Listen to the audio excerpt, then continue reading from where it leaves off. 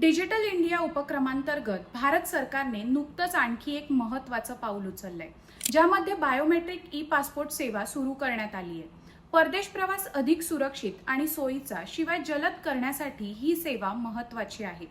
पारंपरिक पासपोर्टच्या तुलनेत E passport अधिक सुरक्षित असून त्यामध्ये मॉडर्न टेक्नॉलॉजीचा वापर करण्यात आलाय. बायोमेट्रिक ई पासपोर्ट टेक्नॉलॉजी वापरणाऱ्या देशांच्या यादीत आता भारताचा सुद्धा समावेश झालाय. भारतासह या यादीत Canada, America, Mexico, Brazil, Italy, France, Japan यासारख्या तब्बल 120हून अधिक देशांचा समावेश आहे. तर ई पासपोर्ट म्हणजे नेमकं काय?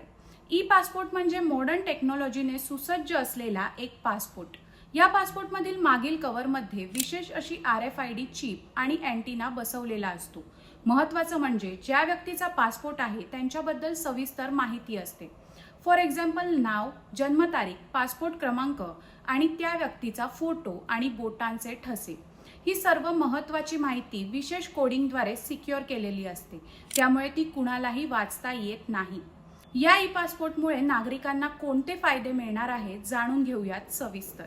ई पासपोर्टमुळे नागरिकांना जगभरात प्रवास करणं अधिक सुरक्षित झालंय. त्याशिवाय नागरिकांना मोठ्या रांगेत जास्त वेळ थांबण्याची आवश्यकता नाही, कारण प्रवाशांना कोणत्याही मॅन्युअल तपासणीशिवाय ई गेट्सद्वारे सीमारेषा सुरक्षितपणे आणि वेगाने ओलांडता येईल.